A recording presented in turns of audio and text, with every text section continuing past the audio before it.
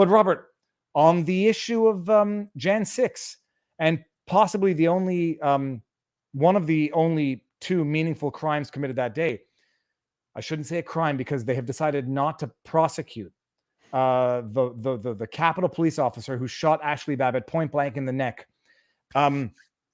Judicial Watch filed a FOIA request, correct, for all information relating to the decision not to prosecute or not to go after, I think his name is Bird. Yes, and the government hid the documents as long as they could until they were forced by Judicial Watch's lawsuit to disclose it. And there was a lot of interesting things. There's evidence has gone missing in the case, including evidence about what the potential defendant, what the U.S. Capitol police officer, what he signed, and some other evidence that he gathered that day that just vanished. The video cameras weren't working in that area. So apparently there's missing video camera footage from the incident. Other officers refuted what he said. Other officers said he didn't issue any warning at all. They didn't hear any warning at all. They just suddenly there was a shot. So proving that he lied in the context of an FBI and of a federal investigation. And the Biden Justice Department, being the ongoing joke that they are, declined prosecution in the declination memorandum they got a hold of and their internal grounds, how they kept editing it for political purposes. We'll get into this later, but I keep hearing from either judges or prosecutors or other people about how impartial our justice system is. Well, then why was the Justice Department going through and changing the word crowd to mob throughout the entire report?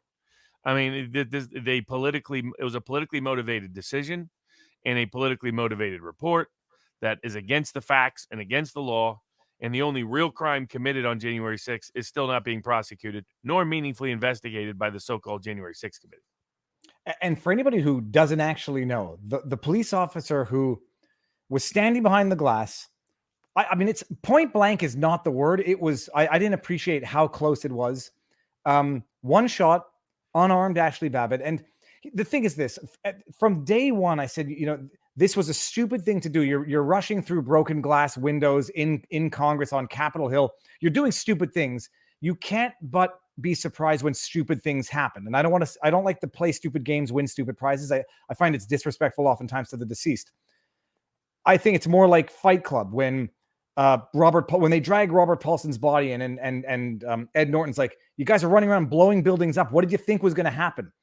You're jumping through broken glass at the Capitol building when you know politicians are on the other side or ought to know. You don't deserve what happened, but you can't be surprised when it does happen. That being said, it shouldn't have happened. And you have this guy who did what he did, point blank, no visible weapons. Now, the argument, she had a backpack, we didn't know what she was going to do, yada, yada, yada. Whether or not there were other ways of diffusing this, hindsight's 2020. As far as he goes himself, this is the same officer who at one point in time left his firearm, forgot it in a bathroom in the Capitol building. He had not the cleanest of records. And he did this, whatever, we've investigated ourselves and found no wrongdoing. They didn't even go ahead with pressing charges to let him be exonerated by a DC jury. I don't know, Robert. I mean, I guess the question is this. Banana Republic, one thing, show trials, another, people losing faith. What might come from this FOIA request? I mean, what might be the silver lining of this FOIA request from Judicial Watch? Well, I think people like Andrew Bronca and others thought that he had a self-defense, the officer. This refutes the evidentiary assumptions that I believe Andrew and others were relying upon for making that argument. Because there was, according to other officers, there was no warning at all. That this was just cold-blooded killing, and that raises serious questions as to whether or not it should have been prosecuted. But independent of that, whether or not you prosecuted him for the murder, there's the question of whether he should have been prosecuted for lying to investigators in the middle of a federal investigation, for which other officers have attested that's what he did. Other U.S. Capitol police officers. So, I mean, they were never going to prosecute him. They weren't going to take it seriously. The only real murder that took place that day was by the U.S. Capitol Police. Now, what is interesting is they have a new excuse in these documents for why they admit in these documents that the Capitol Police was way less than it was supposed to be that day. COVID. Less than half. Robert, I'm sorry, I didn't mean to cut you off. Go ahead. I'm going to just pull up the screen grab. I screenshotted this. Couldn't believe it. Yeah, because their excuse now is COVID. That's why there was a sudden, unexplained, unpredicted lapse in security that day. It was COVID-19. I guess it's too bad they didn't have COVID during the JFK assassination. They would have used that for half a dozen excuses as to what happened. But by the way, it's the ever shifting goalposts of there were enough police.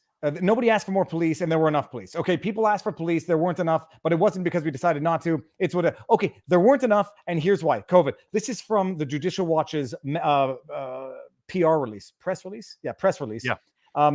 Did we share this on Locals yet? Okay, we'll share this on Locals after the stream. The memo. This is from their findings from what they requested. The memo notes that security staffing on January 6th was less than half the usual amount due to COVID-19. Lieutenant Byrd, this is a quote, did agree to participate with this counsel, Mark Schammel, in a voluntary debrief and walkthrough of the scene on January 29, 2021. Due to COVID-19 and other issues, the normal staffing for a joint session was less than half of what Lieutenant Byrd usually has assigned to the House chamber. Once he arrived that morning, he was informed that USCP, United States Capitol Police Operations, had made the decision that the uniform officers needed to pick up riot gear. This was, we're talking, I wonder if they're going to ask this question during tomorrow's hearing. They knew, at the very least, protests were planned. They had applied for permits. They knew massive amounts of people were going to come down to the Capitol. They had, a female officer with two other people in bike racks on one location, half the staff because of COVID for another, for what's supposed to be the most well-protected building on earth, after insisting that they had enough staff since the very beginning. Don't expect any of these questions to come up during tomorrow's hearing. What else, Robert, that was of interest in the disclosures? Those are the main items. I mean, those of us who are critical of the failure to prosecute and the failure to really meaningfully investigate the information that Judicial Watch unearthed provided further confirmation of those skepticisms and suspicions of what the Justice Department was up to. And so the January 6th committee, I mean, the problem for the January 6th committee is they wanted this to be the permanent discrediting of populist republicanism in America, populist conservatism in America, Trumpism in America. And not only of Trump individually, but of his entire constituency, that they're dangerous insurrectionists who, can't wait to overthrow the government, That didn't happen. Nobody on January 6th did half the things that the Democratic allied Antifa and BLM did in the summer leading up to it.